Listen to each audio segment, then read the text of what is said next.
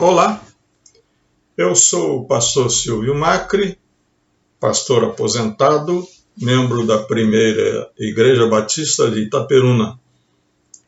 E tenho esse canal aqui no YouTube para compartilhar mensagens da Palavra de Deus com os nossos amigos e irmãos em Cristo. Nossa mensagem de hoje tem como título um ditado popular: contra fatos não há argumentos. Esse é o ditado.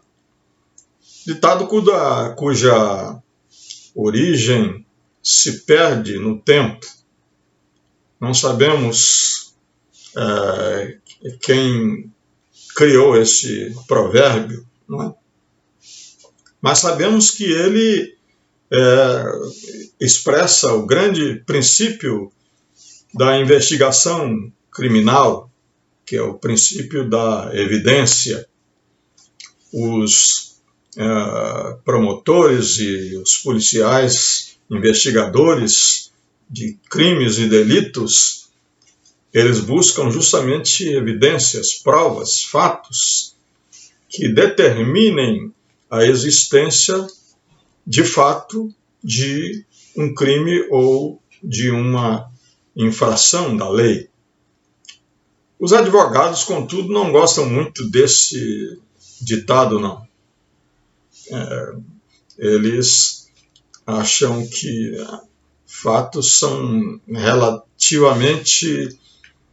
relativos, melhor dizendo, né? É preciso argumentar contra os fatos.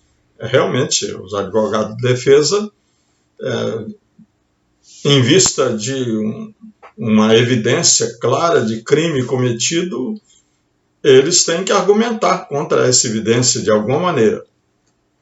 Porém, não esse é o nosso assunto aqui, o nosso caso aqui é outro. Nós queremos falar sobre fatos que existem na palavra de Deus, e hoje nós vamos usar um texto em que pelo menos 3 fatos foram evidenciados e contra os quais não havia nenhuma argumentação possível. O texto que nós queremos ler está em Atos, capítulo 4, versículos 5 a 22. Leamos assim, então, né? No dia seguinte, as autoridades, os anciãos e os escribas se reuniram em Jerusalém com o sumo sacerdote Anás, com Caifás, João, Alexandre e todos os que eram da linhagem do sumo sacerdote. E colocando os apóstolos diante deles, perguntaram: com que poder ou em nome de quem vocês fizeram isso? Então Pedro, cheio do Espírito Santo, lhes disse: autoridades do povo e anciãos, visto que hoje somos interrogados a propósito do benefício feito a um homem enfermo e do modo como ele foi curado, saibam os senhores todos e todo o povo de Israel que em nome de Jesus Cristo Nazareno, a quem vocês crucificaram e a quem Deus ressuscitou dentre os mortos, sim, em seu nome é que este está curado na presença de vocês. Este Jesus é a pedra que vocês, os construtores, rejeitaram, mas ele veio a ser a pedra angular. E não há salvação em nenhum outro, porque debaixo do céu não existe nenhum outro nome dado entre os homens pelo qual importa que sejamos salvos. Ao verem a ousadia de Pedro e João, sabendo que eram homens iletrados e incultos, ficaram admirados e reconheceram que eles haviam estado com Jesus. Vendo que o homem que havia sido curado estava com eles, nada tinham a dizer em contrário. E mandando-os sair do sinédrio, discutiam entre si, dizendo: que faremos com esses homens? Pois todos os moradores de Jerusalém sabem que um sinal notório foi feito por eles, e não o podemos negar. Mas para que não haja maior divulgação entre o povo, vamos ameaçá-los para não falarem mais neste nome a quem quer que seja. E chamando-os, ordenaram-lhes que de modo nenhum falassem nem ensinassem no nome de Jesus. Mas Pedro e João responderam: os senhores mesmos julguem se é justo diante de Deus ouvirmos antes aos senhores do que a Deus, pois não podemos deixar de falar das coisas que vimos e ouvimos. E depois, ameaçando-os mais ainda, os soltaram, não tendo achado como os castigar, por causa do povo, porque todos glorificavam a Deus pelo que tinha acontecido. Ora, o homem em quem tinha sido operado esse milagre de cura tinha mais de 40 anos de idade. É preciso dar algumas explicações para entender melhor o texto. Pedro e João, eles, como faziam sempre, se dirigiram ao templo para orar e para também proclamar o Evangelho, e ali, passando pela Porta Formosa, havia um homem que era colocado todos os dias ali pelos seus familiares para pedir esmola. Esse homem era aleijado de nascença, e quando Pedro e João passaram, ele pediu esmola a eles, e Pedro e João disseram para eles: olha para nós.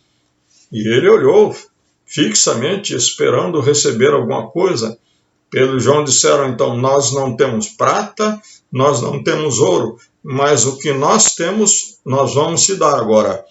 E tomando a mão daquele homem, o levantaram, o forçaram que ele se levantasse e disseram: em nome de Jesus Cristo Nazareno, levante-se e ande.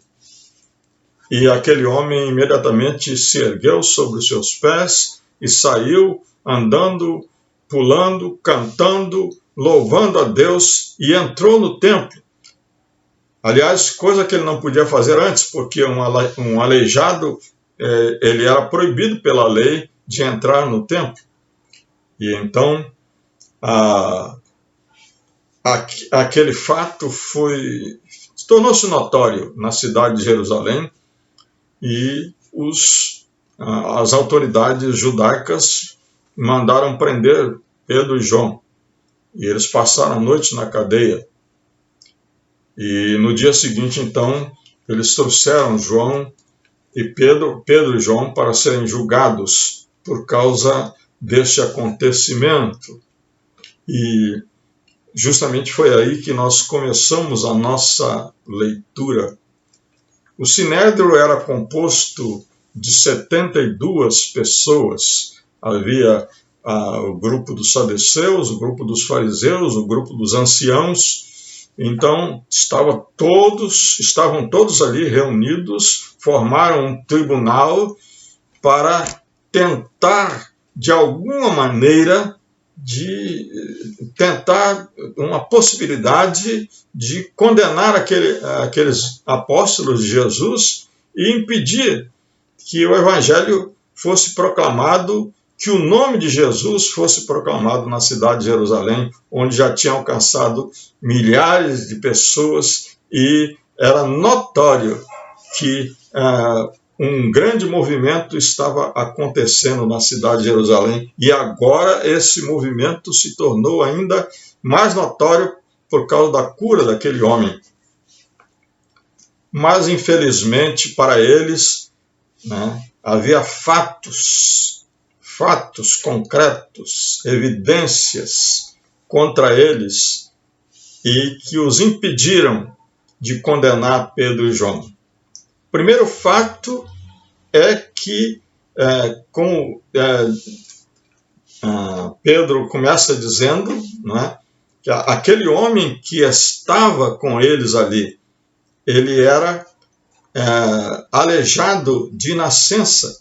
No verso 14, diz assim: vendo o homem que havia sido curado vendo que o homem que havia sido curado estava com eles, nada tinham que dizer em contrário.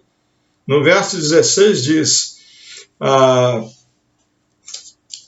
que faremos com esses homens? pois todos os moradores de Jerusalém sabem que um sinal notório foi feito por eles e não podemos negar.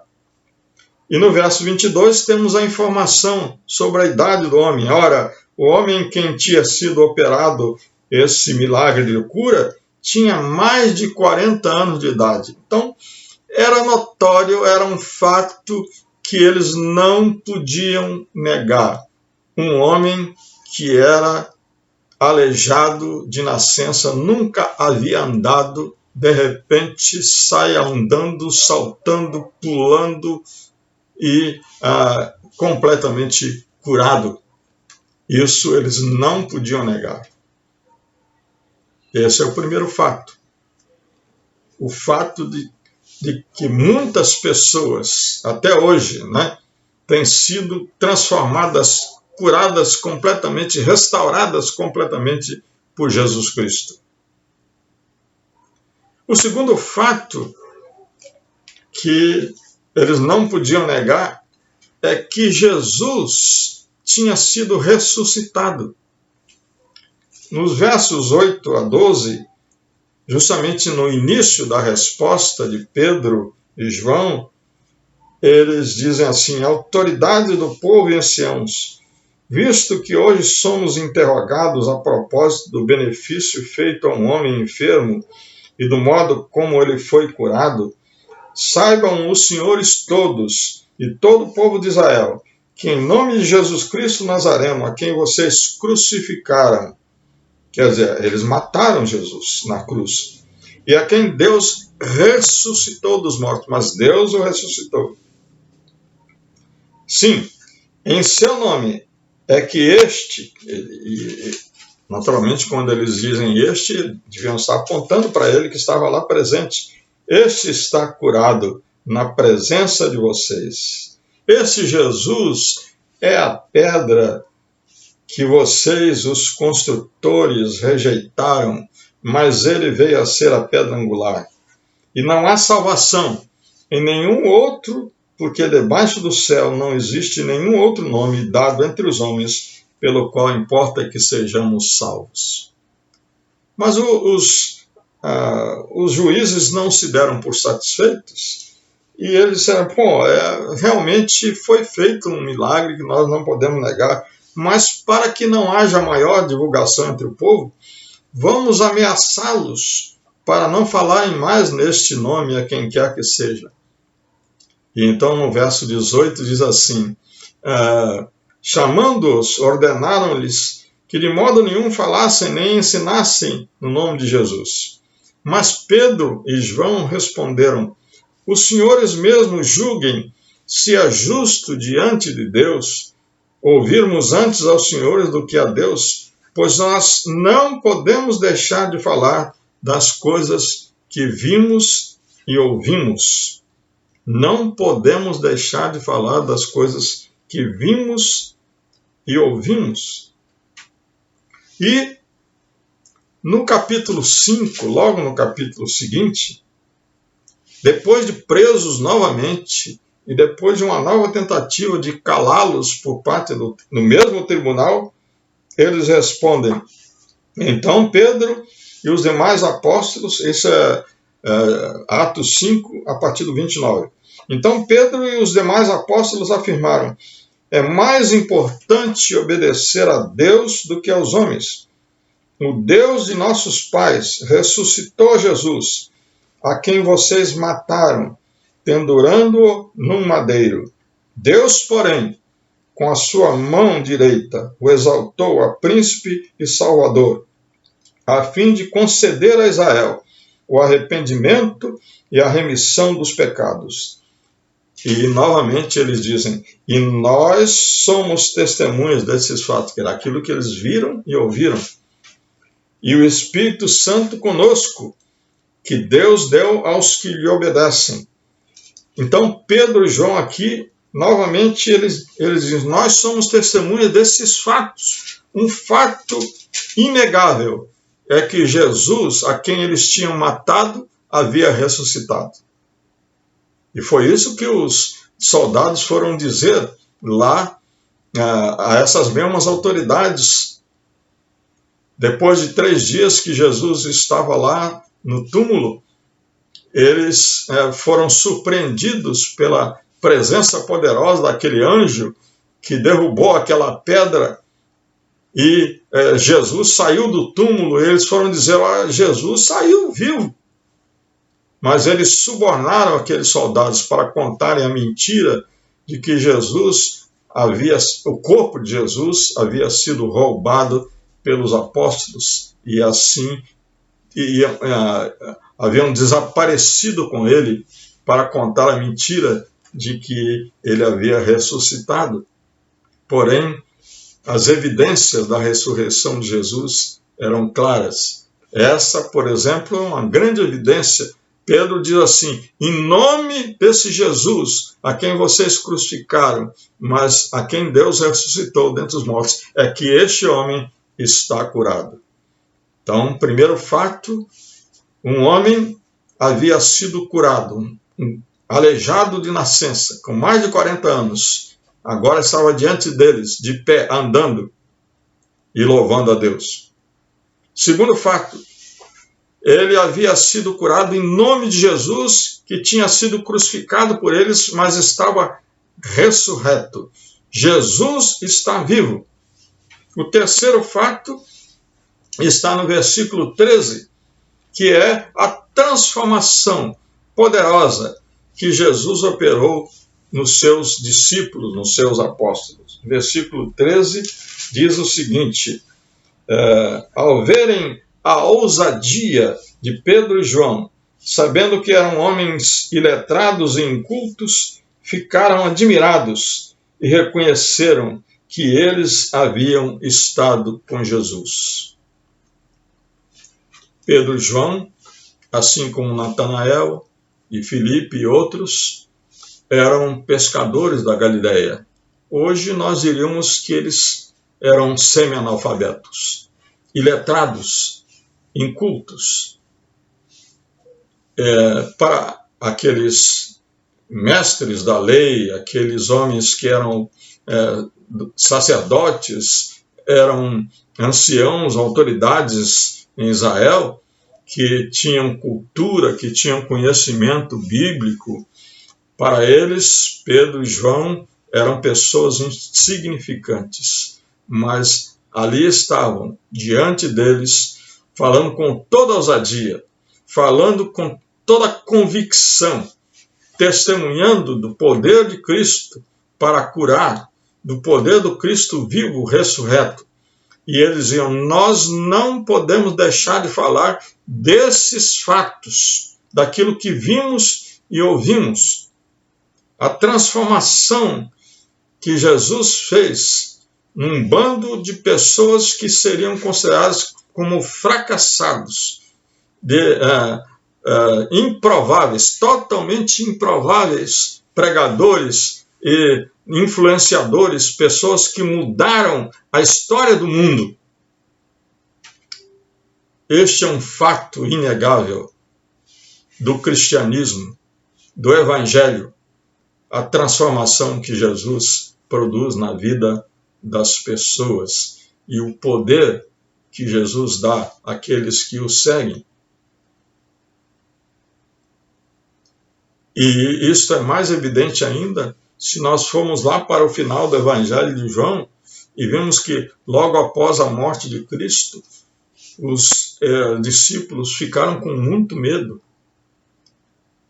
E diz lá João que eles se reuniram numa casa onde ficaram trancados, as janelas e as portas trancadas com medo.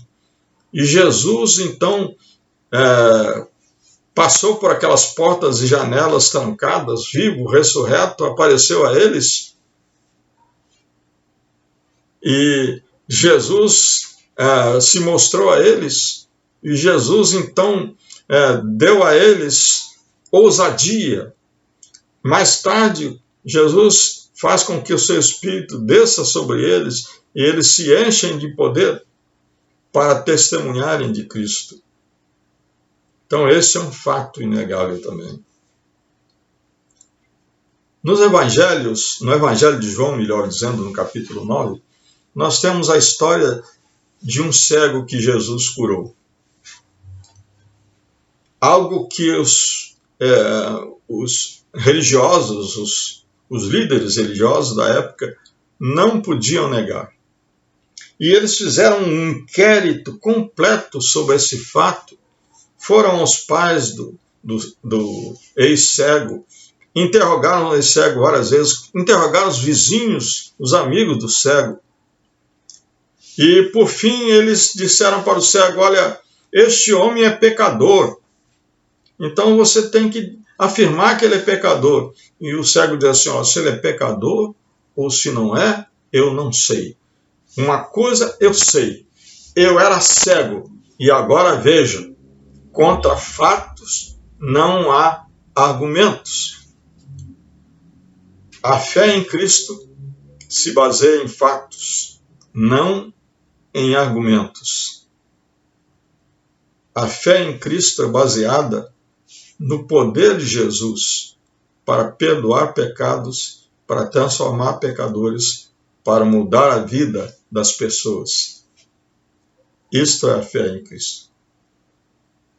A fé em Cristo se baseia num fato de que o Cristo vivo, poderoso, pode perdoar pecados, pode transformar pessoas. E isto está evidenciado hoje em milhões de pessoas. Pessoas que a gente conhecia como pervertidas, viciadas, dominadas pelos pecados mais terríveis e que foram completamente transformadas pela graça de Jesus Cristo.